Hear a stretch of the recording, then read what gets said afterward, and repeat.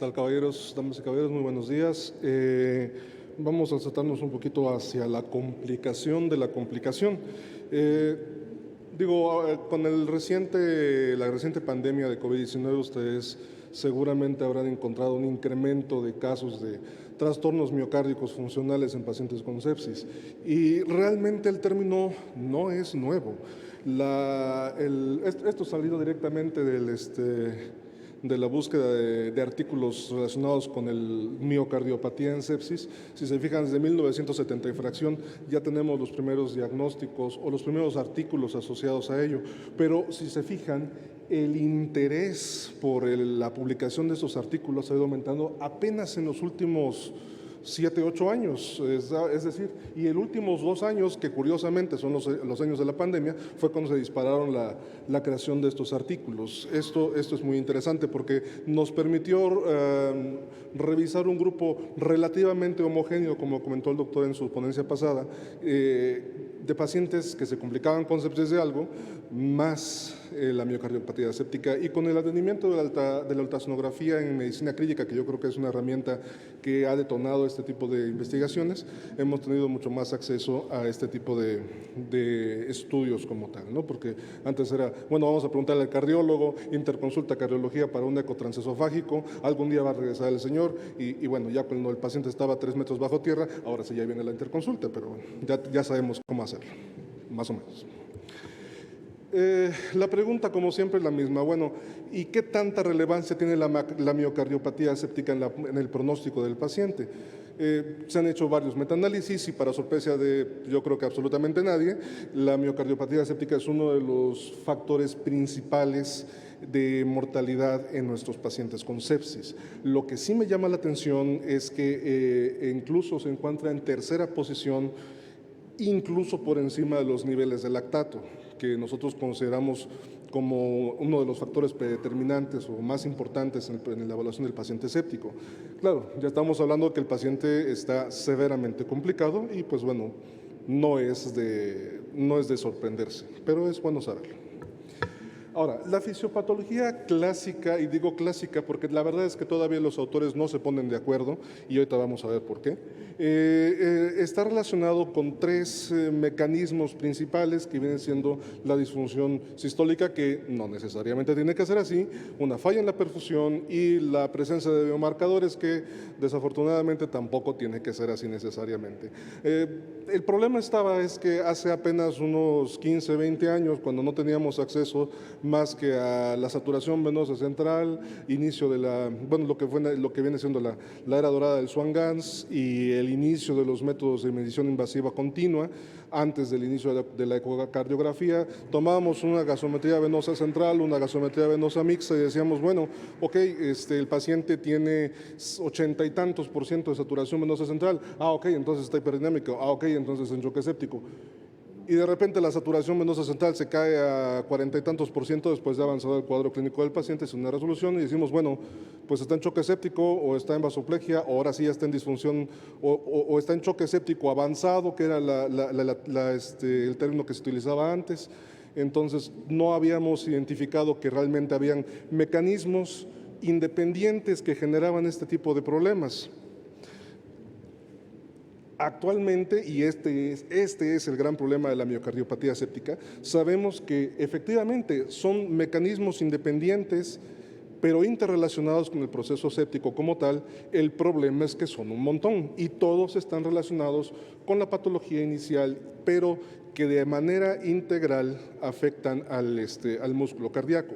Y es por esto que las terapias dirigidas, que ojalá que en un futuro se lleguen a dar, tal como se expuso en la primera ponencia, todavía no funcionan. Para empezar, la irregulación adrenérgica, sabemos que todo lo que es el sistema simpático y parasimpático están disregulados en el paciente con sepsis, sobre todo a nivel de los receptores beta-adrenérgicos, los que va a condicionar una alteración de la frecuencia cardíaca. Eso sin tomar en cuenta la volemia del paciente, eso sin tomar en cuenta qué tan bien o qué tan reanimado se encuentre, vemos cómo la frecuencia cardíaca va subiendo lenta y constantemente ante nuestros impotentes ojos mientras el paciente sigue chocándose. La disfunción cardíaca por sí sola va a estar causada por liberación de factores de inflamación, necrosis tumoral, interleucina 1 beta, 6, 8, que son las más frecuentes. Los receptores tipo TOL también van a incrementar la producción de citocinas de manera individual, independiente de la producción de citoquinas asociadas directamente a la sepsis. Y estos van a disminuir de manera directa la contractilidad al hacer efecto directamente sobre el miocito.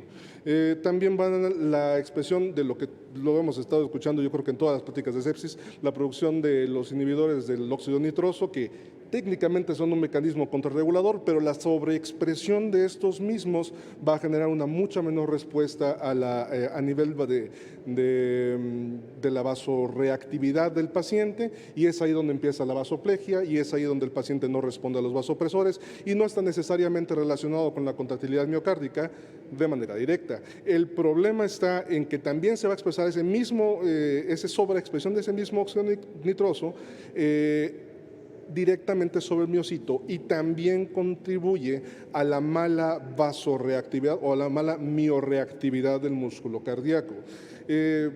La inmunoparesia, que es el término que acaba de comentar el doctor y que es un término muy interesante, que surgió como un mecanismo de adaptación, así como en algún momento se ha platicado que en el paciente con sepsis hay hibernación renal, también se da este tipo de hibernación a nivel inmunológica, y bueno, pueden ocurrir varias cosas. O que el paciente tenga una respuesta parcialmente adaptativa, porque se supone que estos son mecanismos reguladores que están mediados por los receptores tipo TOL, pero están ligados a dos tipos de factores, que son los patrones moleculares asociados a patógenos y los patrones moleculares asociados a daño, y ambos actúan de manera independiente. Y dependiendo de la respuesta del organismo, esa expresión o sobreexpresión puede dar una respuesta correctamente adaptativa que nos va a dar una función ventricular conservada y que finalmente va a proteger al miocardio de un daño superior asociado a todos los mecanismos previamente comentados, o simplemente va a fallar. Y bueno, entonces es donde viene el estado de choque, es donde viene la miocardiopatía, y es donde viene la interconsulta con San Pedro. Finalmente, en la disregulación mitocondrial tenemos también la misma. Sabemos que hay varios mecanismos, de hecho hay algunos en investigación bastante interesantes, ahorita les muestro el artículo, sobre, nuevamente, una reacción potencialmente adaptativa en la cual la producción de los radicales libres, las especies reactantes de oxígeno, que eso lo han leído una y otra vez, funcionan como un mecanismo regulatorio, no falla la perfusión y por lo tanto hay protección miocárdica al disminuir hasta cierto punto la producción de de ATP por la mitocondria. Eso es lo ideal, es lo que sucede en algunos pacientes quienes están bendecidos por nuestro Señor Jesucristo y que su sistema genético permite que salgan solitos. Muchas veces. La gran mayoría de las veces eso no es así. Y entonces esa respuesta se convierte en una respuesta maladaptativa que ahora sí disminuye de forma irreversible o muy poco reversible la producción de ATP de la mitocondria por todos los mecanismos previamente explicados, y es donde empieza a fallar el componente energético a nivel cardiovascular. Y ahí es donde empieza la falla bioenergética, la falla multiorgánica, cuya no me gusta mucho ese término, pero bueno, y finalmente la lesión por muerte celular. Ahora, siempre hemos hablado de que apoptosis como concepto general. Sin embargo, a nivel del miocito se ha encontrado que no necesariamente es puramente apoptosis asociada a disfunción mitocondrial. Sabemos que la ferroptosis es una destrucción del hierro asociado a los coactivadores de los receptores nucleares tipo 4, no son específicamente del corazón, se diagnostica en la cardiomiopatía diabética, se diagnostica en la cardiomiopatía hipertensiva, etcétera, etcétera, etcétera, pero recién se ha empezado a hacer la correlación entre esta ferroptosis y esta ferropoptosis, que finalmente sigue siendo una apoptosis asociada a la destrucción de los radicales de hierro debido a la liberación del exceso de linos, que reactúan por medio de peroxidación con las grasas poliinsaturadas, que son las que se encuentran allá arribita, y finalmente generan daño miocárdico de forma directa. Esta es una de las líneas de investigación que más adelante nos permitirá obtener probablemente algún tipo de tratamiento enfocado de manera directa. Ahora, ¿cuáles son los criterios diagnósticos de la miocardiopatía por sepsis?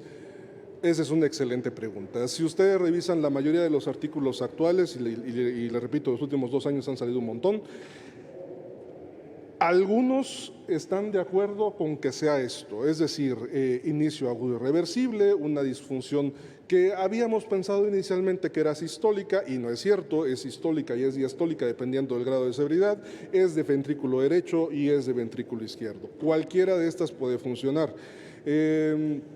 Estos pacientes, como es de esperarse, ya no van a responder bien a fluidoterapia y probablemente no respondan bien a agentes vasoactivos, en ausencia de cualquier otra causa que esté condicionando la falla cardíaca, porque sabemos que el paciente con sepsis puede hacer, si tuviera una endocarditis, pues es por eso, o si tuviera antecedente de choque cardiogénico por alguna otra cosa, es por eso. Ahora, con el advenimiento de la ecocardiografía, la vida se nos ha hecho razonablemente más fácil, pero también nos ha abierto muchísimo las puertas para poder hacer un diagnóstico un poquito más preciso. Quienes tienen la fortuna de contar con ecocardiografía crítica en sus unidades sabrán que eso es cierto, muy operador dependiente, pero ya tenemos criterios un poquito más precisos para evaluar la cardiomiopatia por sepsis, pero si se fijan no son muy distintos a los de un choque cardiogénico, es decir, disfunción ventricular, crecimiento del ventrículo izquierdo, crecimiento de la aurícula izquierda, aumento del strain, realmente son bastante inespecíficos, tendríamos que tomarlo todos en contexto apropiado. Y si quieren verse mucho más elegantes, tienen todos estos. Ahora, los biomarcadores. Habíamos comentado que, bueno, ok, ¿y qué el estudio de laboratorio nos sirve para corroborarlo? Desafortunadamente, los únicos dos que tenemos como referencia son el BNP y la troponina.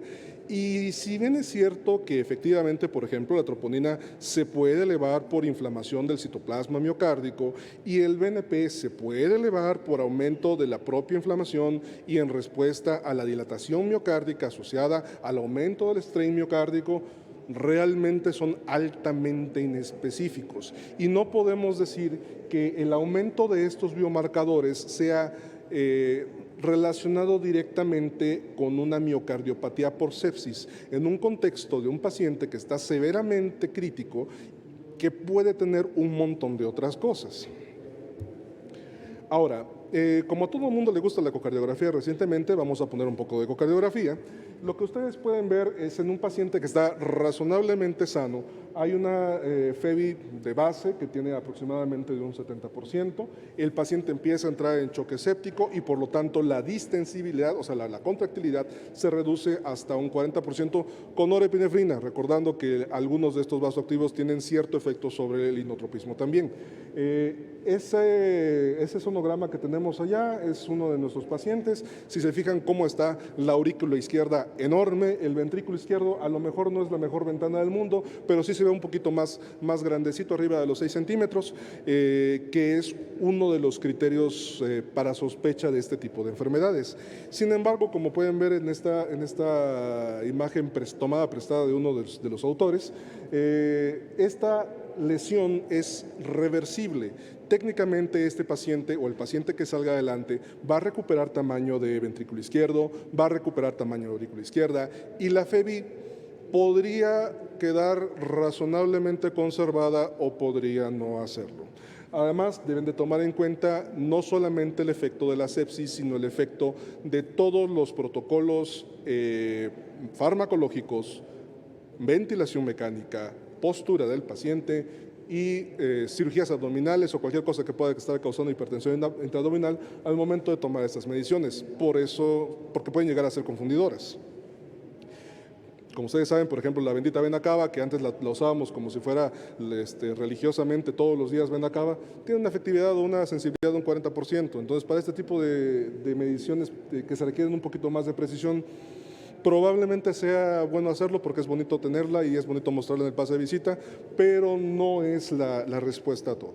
Entonces, además de que está el hecho de que el ecocardiograma en un paciente ventilado no es para nada sencillo, a menos que tengan un ecocardiograma transesofágico y pues no todo está en la mano. Tenemos algunos patrones ecocardiográficos que podrían sugerirnos, o más bien podrían confundirnos, como en este que ustedes pueden ver acá. Este es un reporte de caso, pero me pareció muy interesante.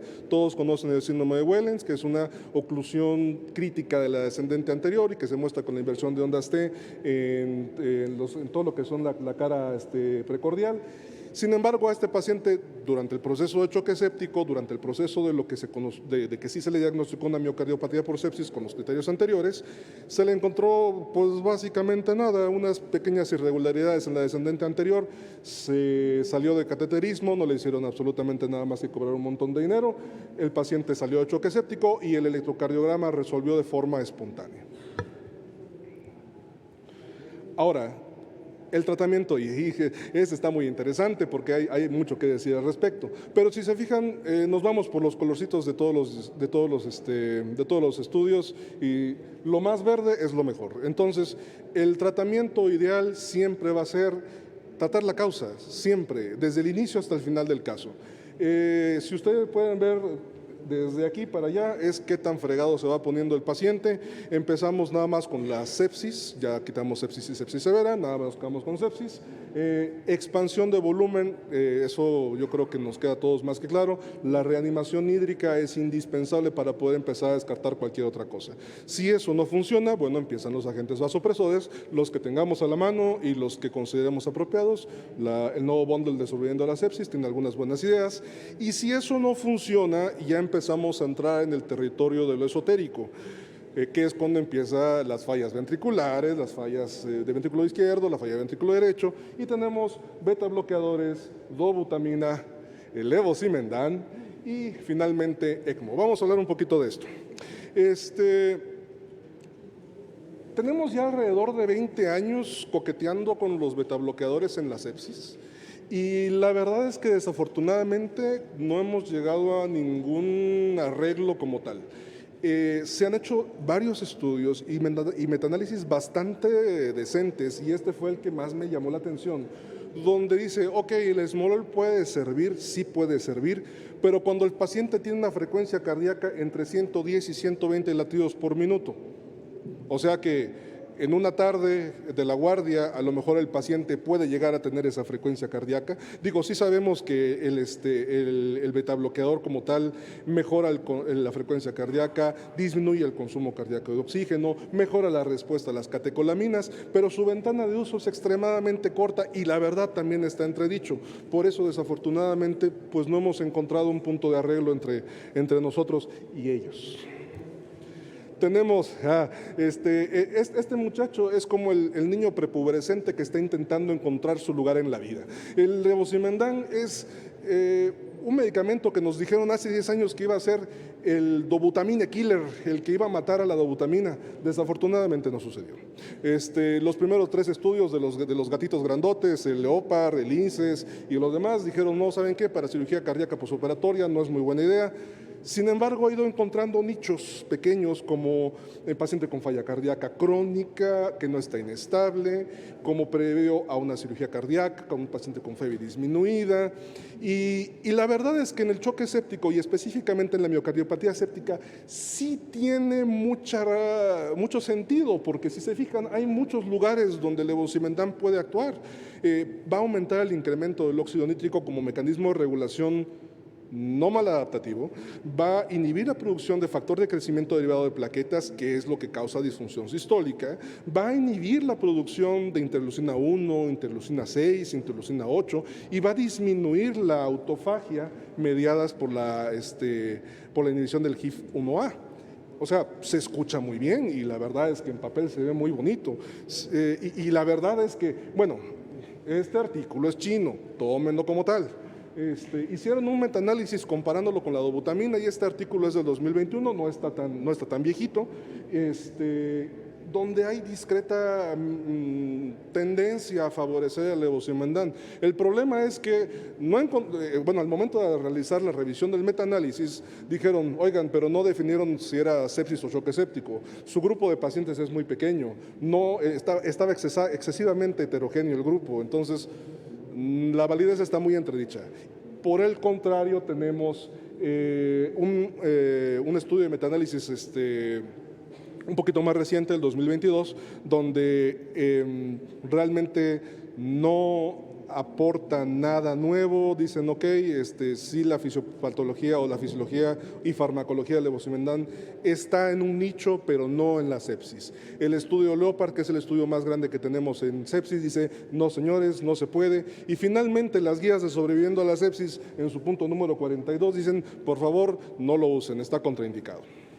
Por lo menos hasta ahorita. Sin embargo, así como el AIFA no se rinde y ahorita está en curso un estudio que se llama GLASS-1, que está tratando de evaluar de forma un poquito más precisa a los pacientes con miocardiopatía séptica para tratar de determinar si una vez más es viable utilizarlo o no. Lo que sí funciona, y afortunadamente hemos tenido los últimos 2 años para corroborarlo, es el ECMO. El ECMO era el patito feo, el hijo olvidado de la medicina, y lo fue durante muchos años hasta que empezó el COVID. Entonces es cuando dijimos, bueno, ya no tenemos nada más que ofrecer a los pacientes, vamos a usarlo, a ver cómo nos va, y empezaron a hacer los estudios de rama, y dentro de estos empezaron a buscar correlación entre cardiomiopatía séptica y sobrevivencia. Si se fijan en esta curva de Kaplan-Meier, la diferencia es abismal. Ahí reportan una sobrevida entre el 60 versus 25%. Ya cuando se estandariza la curva lo bajaron un poquito más, como al 45%, pero sigue siendo una excelente tasa de supervivencia, tomando en cuenta de que el paciente con ECMO realmente ya no hay, o al que van a presentar para ECMO, realmente ya no hay nada más que ofrecerle. Entonces, vale la pena tomarlo a consideración. Y ahora, entrando un poquito más al territorio de lo esotérico y lo de la alquimia, les quiero presentar estas últimas diapositivas sobre la luteonina, que nuevamente es un estudio pequeño, es un estudio de experimentos, se hace con ratoncitos todavía. Este se supone que es un flavonoide polifenólico, antioxidante, disminuye las especies reactantes de oxígeno, disminuye la inflamación miocárdica. Aquel que diga sigris, diga yo, pero bueno, todavía está hecho en ratoncitos. Sí hay algo de beneficio, pero hasta que no tengamos un poquito más de estudios, y porque además el problema es que dicen, y se obtiene de fuentes naturales y todo lo demás, y que la mango y que la pera.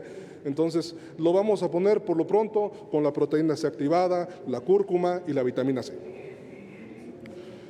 Finalmente, entrando al periodo a lo que viene siendo un poquito de inmunológica y genética, que es a donde se dirige la medicina, estamos estudiando lo que es la proteína CKP delta, PKC delta, que es una proteína que se activa en la sepsis que induce al estrés miocárdico de forma directa. Lo que hicieron con esto fue agarrar unos ratoncitos, desactivaron esa proteína, y la diferencia de lo que ustedes pueden ver ahí donde está la FEBI es que los pacientes con la proteína CKP delta desactivada tienen una FEBI hasta el 60 y tantos %, obviamente pacientes ya, o sea, ratoncitos con sepsis, versus 50, 30%. Entonces sí es un estudio interesante.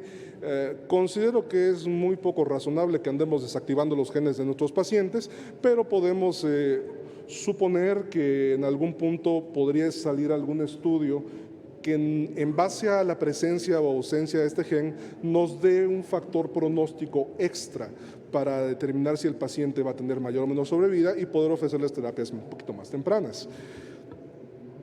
Finalmente, recuerden que la miocardiopatía por sepsis es la complicación de la complicación, y realmente mientras podamos prevenirla pues sería lo más idóneo. Voy a tomar plagiada una frase de un médico que acabamos de acuñar, que dice que no hay mejor vasopresor que la bisturimicina en el momento correcto, en el tiempo correcto. Así que háganse compotas de sus cirujanos de confianza para que no digan pasa quirófano cuando mejor en condiciones. Muchas gracias.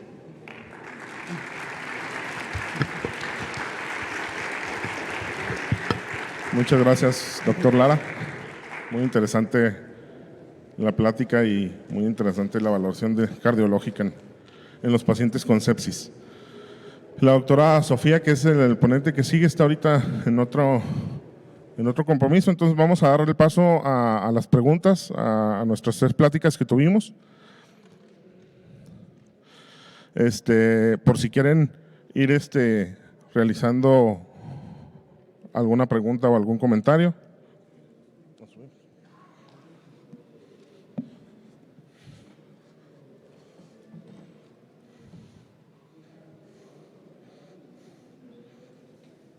Si gustan pasar lo digo al doctor Borges.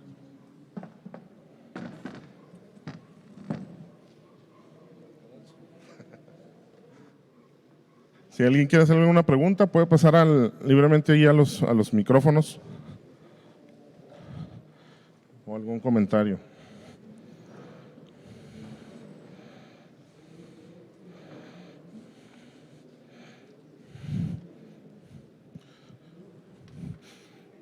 Bueno, yo sí quisiera… adelante. Buenos días. Para el doctor Borges, quisiera saber si a partir de los estudios que hizo con COVID ha sido posible aplicar este protocolo de diagnóstico en otro tipo de pacientes con sepsis y si lo ha hecho, ¿qué cambios a los manejos ha realizado? ¿Tiene algoritmos nuevos con respecto a los fenotipos? Gracias. Sí, hola. Sí, nosotros ya estábamos haciendo antes del COVID, ¿no? Ese fue un programa de España. Nosotros, como, bueno, explicaré en el próximo simposio, estamos trabajando desde el 2018 con inteligencia artificial en sepsis en general, con otros hospitales, ¿no? O sea, somos 5 hospitales ahora. Entonces, cuando vino el COVID, hubo una transformación, los algoritmos estavam aprendendo, bueno, habían aprendido con sepsis y vieron una sepsis que fue completamente distinta, ¿no? Entonces sí que los algoritmos se adaptaron al diagnosticar y a detectar precozmente el COVID. Incluso nosotros pusimos un programa que ahora tenemos que publicar porque el otro hospital, es que mi hospital tiene 400 camas y el otro hospital que trabaja con nosotros tiene 1.200. Entonces nosotros hicimos el primero y después ese hospital entró y vino el COVID.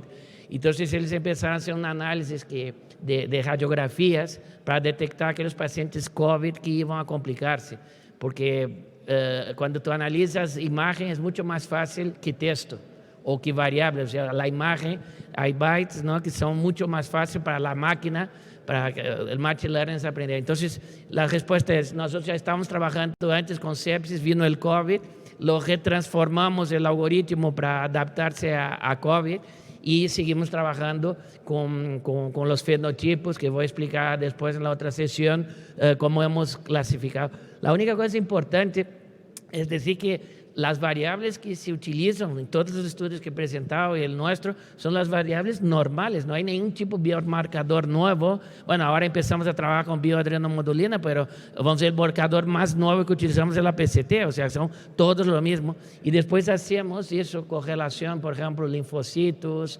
eosinófilos, linfocitos, tensión, o sea, diferentes marcadores que también juntamos, ¿no?, combinamos a él. Después explicaré, es un poquito complicado, cuando los algoritmos no hacen solo, cogen una variable y usan esa variable, hacen esa variable y combinam a lo mejor con otras 5 o 10 variables distintas y forman una variable nueva combinada, ¿no?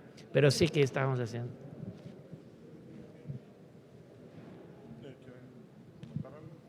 Sí, para el diagnóstico, doctor Marcio, de los fenotipos, ¿esto se debe de hacer en algún momento de la evolución del paciente séptico o cuál es el momento ideal para hacer el diagnóstico basado en fenotipos y si un paciente puede cambiar de un fenotipo a otro?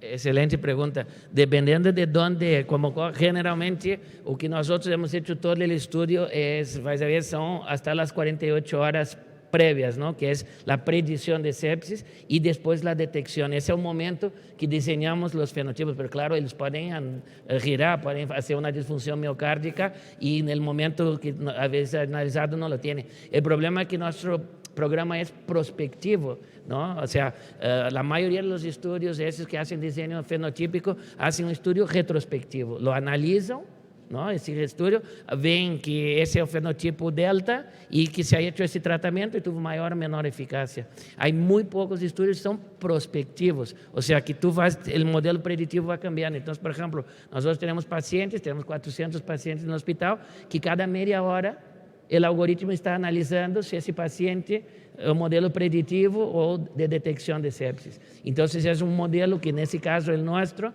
es un modelo prospectivo que te va diciendo cada media hora, hace un barrido en todos los hospitales. Entonces a lo mejor el paciente que ayer habían identificado como teniendo un fenotipo, vamos a decir 1, hoy tiene un fenotipo 4 que tiene 3 disfunciones orgánicas nuevas. Él es dinámico. Cada media hora en nuestro hospital, todos los días del año. ¿Alguien más que tenga alguna pregunta? Adelante. Si os gusta pasar los micrófonos.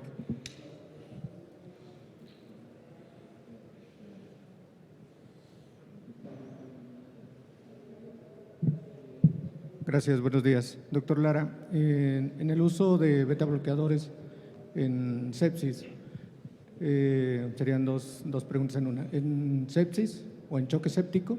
Esa sería la primera. Y la segunda, ¿sería adecuado hacer una bomba farmacológica con levosimendan y beta bloqueadores? Bueno, como le comenté, realmente la ventana para uso de betabloqueadores y específicamente del esmolol, porque es el que tenemos de acción ultra rápida y que más fácilmente pudiéramos nosotros titular en este tipo de casos, es realmente pequeña. El estudio además se hizo con pacientes con una cantidad reducida de pacientes. No hay absolutamente ningún beneficio de utilizarlas en pacientes con frecuencias cardíacas más altas o frecuencias cardíacas más bajas.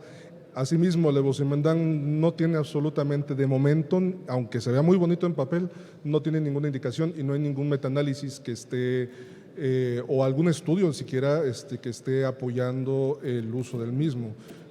Tanto la guía de Subiendo la Sepsis no lo recomienda, de hecho recomienda en contra de su uso, y el uso de betabloqueadores todavía está en el oscurantismo. Entonces, ni una ni otra realmente. Yo por eso los puse en amarillo, porque todas tienen un punto intermedio. Por ejemplo, en el levosimendan se está corriendo el GLAS 1. Eso quizá el año que viene o el que viene podremos ver realmente cómo nos fue, pero hasta ese momento están contraindicados.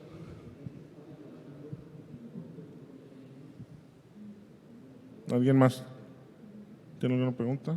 Y para el doctor Lara, ¿secuelas tardan mucho en recuperarse los pacientes con disfunción miocárdica por sepsis o no hay secuelas? Desafortunadamente eso va a depender de la causa principal. Realmente tuvimos nuestra mayor experiencia en pacientes con COVID, digo, por cuestiones de tiempo no les puse ahora sí que tanta bibliografía al respecto, pero hemos tenido pacientes que se recuperan con una función del 100% y que no tienen tanto problema. Hay pacientes que quedan con bradicardias extremas que requieren marcapasos, hay pacientes que quedan con taquicardias extremas que requieren manejo crónico con beta bloqueadores ya fuera del contexto crítico. Entonces, yo creo que ahí está involucrado mucho lo que es el fenotipo del paciente, es decir, la capacidad del paciente de regular su respuesta adaptativa. Ahí es donde entra la medicina genómica, que es a lo que le estamos tirando. Entonces, va a variar y yo creo que esas respuestas nos las van a dar más adelante. Yo una pregunta abierta, ¿verdad? Y enlazando quizás las dos pláticas en cuanto a fenotipos y en cuanto a la heterogeneidad que nos muestra la respuesta miocárdica a sepsis. Hay pacientes que les va bien, hay pacientes que les va mal. ¿Hay alguna relación o también en cuanto a los fenotipos se hace alguna tipo de investigación para saber qué pacientes van a tener ciertos daños específicos orgánicos? Sí. algunos de esos estudios, ¿no? Estamos hablando de estudios del 2020, 2021, 2019, ¿no? Son artículos muy, muy recientes, pero algunos de esos analizan a medio plazo las consecuencias de la disfunción orgánica. Entonces, muy parecido con que nosotros ya habíamos visto que pacientes que han tenido un distrés respiratorio muchas veces hacen secuelas respiratorias tardías, renales también. Estos modelos que hablan muchas veces parte mucho más aguda, ¿no? Hay muy pocos que hablan que, bueno, alteración de ese fenotipo, qué consecuencia a medio y a largo plazo hay, ¿no? Pero básicamente es las que nosotros más o menos sí que conocíamos, ¿no? Los pacientes que han hecho una encefalopatía asociada a sepsis y que después tienen problemas de memoria, problemas de aprendizaje. Y de la disfunción miocárdica es quizás también la segunda menos conocida, ¿no? Que se ha empezado a estudiar, se ha empezado a estar estudios mucho mejor, de mejor calidad, y lo que se ve es que hay disfunciones que se quedan a lo largo del tiempo, ¿no? Antes pensábamos que tenía que haber disfunción miocárdica de todo el corazón, a veces se puede ver muchas veces que es una disfunción miocárdica localizada, que era una cosa que antes en la sepsis no se pensaba, pero sí, los fenotipos también pueden determinar, yo digo, ahí sí muy poca cosa, si hay unas consecuencias a medio y largo plazo, hay 2 o 3 cosas solo que hablan sobre él, artículos que hablan sobre él, pero muy poco todavía. Quizás ahí está un área de oportunidad. Doctor Lara, indicación precisa de pacientes con miocardiopatía séptica para ECMO, ¿cuáles serían las indicaciones que deberíamos considerar un paciente? Paciente que falla la respuesta de vasoactivos, básicamente, o sea, paciente cuya FEV ya no es rescatable mediante uso de medidas farmacológicas. El balón de contrapulsación tiene relativamente poco uso porque no solamente falla izquierda, puede ser falla global y podríamos estar generando algún compromiso más. Además, si llevamos a embedar al paciente, entonces mejor que sea con ECMO. Tiene mayor oportunidad.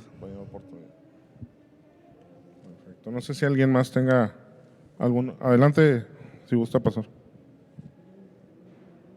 Va la doctora primero y enseguida. Doctora, por favor. Usted primero, doctora, si gusta. Perdón, doctor. Hola, buenos días. Para el doctor Lubiano, es una realidad en México que especialmente los hospitales públicos no tenemos acceso a marcadores más que la biometría hemática de entrada. Y bueno, yo quiero hacerle una pregunta con respecto a los patógenos. Por ejemplo, ahí vi en su diapositiva que la leucocitosis pues está asociada también a otros como Pseudomonas, y quiero preguntar si hay otros asociados como Acinetobacter o MDR que antes de que salgan los resultados ya nos pudieran estar dando datos, por ejemplo, leucocitosis o en el caso de los micóticos, trombocitopenia. ¿Qué tanto a favor hay información acerca de eso? Sí, sí es una realidad de que muchos de los pacientes que vemos en los hospitales no tenemos todas las herramientas que quisiéramos tener. Cuando los pacientes llegan a sepsis al hospital, hay que recordar que aproximadamente un 50% de los pacientes sépticos ingresan a los hospitales vía urgencias, ¿sí? Y el resto de los pacientes pues puede desarrollar sepsis estando en el hospital o estando en la unidad de cuidados intensivos, donde quizás tengamos un poquito más de tecnología. Pero si vemos esto que comentamos, que la mayor parte de los pacientes sépticos ingresan al hospital por urgencias, entonces los diagnósticos ahí en urgencias tienen que ser precisos y rápidos. Si el urgenciólogo no está preparado para hacer ese diagnóstico en un pequeño espacio de tiempo, entonces pueden ingresar a los pacientes a hospital o a cuidados intensivos y desarrollar una sepsis mucho más grave y ya tardía, que es lo que no queremos. Respecto a lo de si hay algún otro patógeno que podamos identificar, no. De los que yo he encontrado en la revisión, pues está el Clostridium, que podría tener eso. Sobre la trombocitopenia, vemos que esto es un procedimiento más tardío. El identificar trombocitopenia sí nos habla de sepsis, pero en un contexto mucho más tardío que el inicial. Sin embargo, sigue siendo la biometría hemática algo que nos dice mucho de lo que le sucede al paciente con sepsis. En específico sobre la trombocitopenia, este es un poquito más adelante de la evolución del paciente con sepsis. Parece una muy buena pregunta, ¿no? Eso se ha estudiado mucho, intentar ver modelos predictivos para decir si tiene, por ejemplo, una pseudomonas, un acinetobacter. Esto con los mecanismos, con lo hemograma convencional es imposible, ¿no? O sea, tú puedes tener una linfopenia y a favor que pueda tener una infección fúngica, una infección viral, con el COVID hemos visto, pero hemos visto COVID también con leucocitosis, ¿no? Entonces, no es un valor, a pesar de que tenemos un patrón de linfopenia en infección viral. Sí hay algunos estudios muy interesantes y, por ejemplo, nosotros, en nuestra práctica diaria, sí usamos, es con la PCT. Una PCT alta, y alta estamos diciendo que nuestro valor es 0,05. Una PCT por entre 5 y 10 te da que es una infección, que probabilidad que puede ser una infección bacteriana. Y los niveles más altos de PCT son para enterobacterias. Una de las razones es que la enterobacteria es una que causa más inflamación y por lo tanto tiene más alto. O sea, hay como mínimo 4 estudios, uno precioso que analizaba pacientes normales, pacientes con infección fúngica, pacientes con infección bacteriana mono, combinada, gram positivos, gram negativos y gram negativos comparando enterobacterias con pseudomonas. Y las enterobacterias eran las que tenían con PCTs más altas de forma significativa. Después venían las pseudomonas, las no fermentadoras, y a partir de ahí íbamos los gram positivos y las fúngicas, ¿no? Las fúngicas siempre tenían por debajo de 5 de PCT. Por lo tanto, el único biomarcador que conozco que sí que hay estudios que han podido hacer la diferenciación ha sido la PCT. Incluso otros estudios combinando varios marcadores, hemograma y tal, no han conseguido hacer esa diferencia, ¿no? De que pueda tener, por ejemplo, un negativo. Entonces, por ejemplo, nosotros en nuestra práctica clínica, si tenemos una PCT por encima de 15, generalmente planteamos, obviamente cubrimos BGNs, pero cubrimos enterobacterias porque tienen un valor predictivo muy bueno de descifrar. Ya por debajo es muy difícil, puedes tener una neumonía, una endocarditis por estafilococo aureus y tener la PCT muy alta. Y otra cosa que es muy importante es saber la función renal. Saber que cuando tiene un fracaso renal, la PCT tiene un aclaramiento más lento y tarda más en subir y bajar. Entonces, que tienes una PCT con fracaso renal, tienes que evaluar muy bien ese valor de la PCT.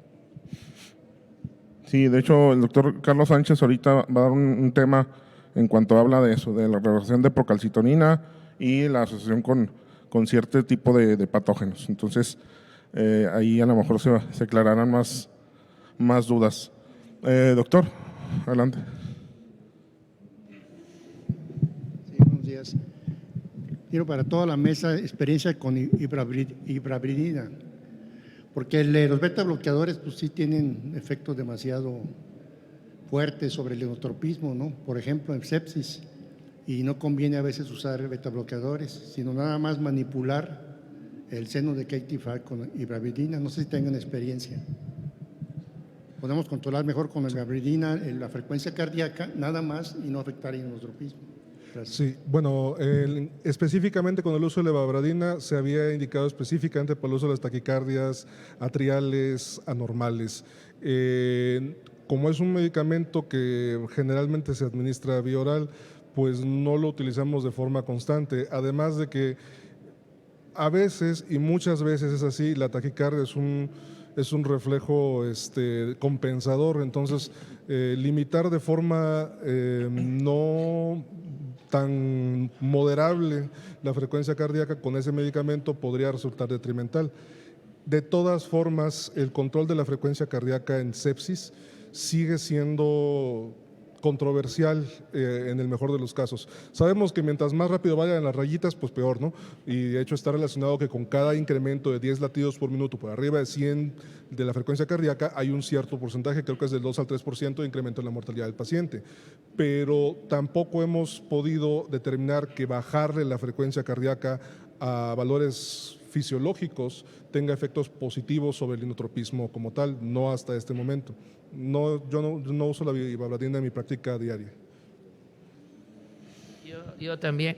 Lo único que valorar que, por ejemplo, en la fase más inicial, la taquicardia, la leucocitosis, son factores, o la fiebre, son 3 factores asociados a buena evolución clínica, diferente a lo que es la taquinea, que sí que se asocia a peor evolución, o la leucopenia o la linfopenia, ¿no? Pero claro, después de una taquicardia se mantiene el paciente a las 48, 72 horas, entonces pronóstico, pero en la fase muy inicial es una respuesta que en los estudios de pronósticos ven que la leucocitosis, la fiebre, que nos da tanto miedo y tal, pero a mí me da más miedo un paciente hipotérmico. Ese paciente tiene un pronóstico significativamente peor y de mayor mortalidad, ¿no? No sé si alguien más tenga algún comentario o alguna pregunta. Yo por último, doctor Lubiano, ¿por qué cree que no se haya avanzado tanto en hacer clasificaciones? Es algo que tenemos a la mano, la biometría hemática, y a lo mejor hacer o incluirlo a ciertas clasificaciones, asociado a biometría hemática por calcitonina o biometría hemática a ciertos parámetros clínicos, no sé. ¿Por qué no se ha avanzado más en eso? La biometría hemática se ha hablado mucho desde hace mucho tiempo, pero no se ha aterrizado en algo específico.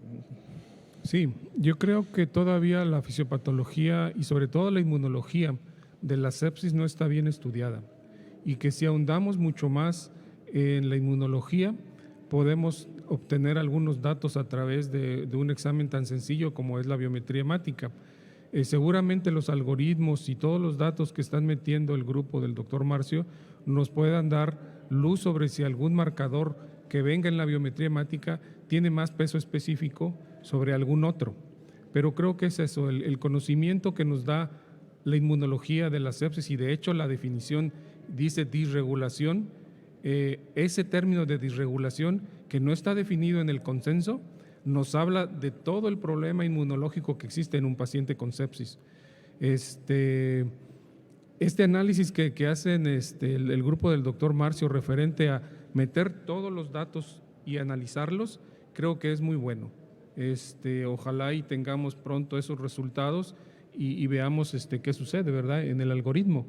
Una de las cosas que no saben del doctor Marcio es que él aparte es físico, y de ahí le surgió esta idea de reunir todas las variables posibles que existan para tratar de sacar algo mucho más específico. No sé cuántas personas intervengan en esto, si en el hospital intervienen ingenieros biomédicos, de sistemas médicos. Me imagino que es un mundo de gente que está metido ahí. Soy un físico frustrado porque hice 2 años y medio y lo dejé la física y fue una cosa más fácil que la medicina, era un poco más fácil porque la física era tremenda. No, pero nosotros, el equipo, pues nosotros tenemos 8 personas en nanotecnología, 8, que también trabajan también en esa parte de tecnología. Después tenemos un equipo que es un equipo externo, que es un equipo más importante de inteligencia artificial de España. O sea, incluso creo que las tarjetas que ustedes usan aquí, Santander, BBVA, quien hace el programa antifraude es este Instituto de Investigación de España, que tiene más de 30 años. Hay 150 personas trabajando ahí, pero con nosotros el equipo de ingenieros, físicos, matemáticos, lingüistas computacionales, son casi 16 personas, más todos los clínicos. En total somos unas 60 personas.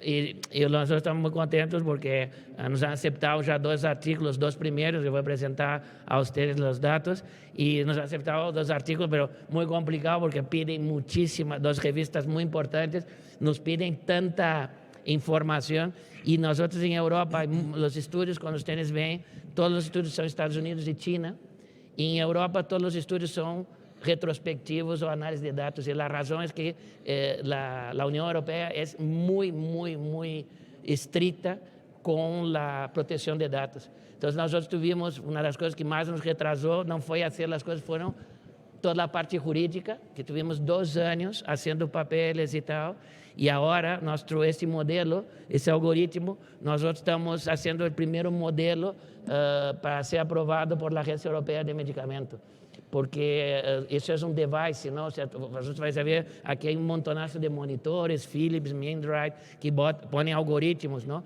Pero nenhum de estos está validado dentro de la agencia. O sea, son devices, o sea, son warnings que te pueden avisar. Aprobar esto es una locura, hay que poner muchos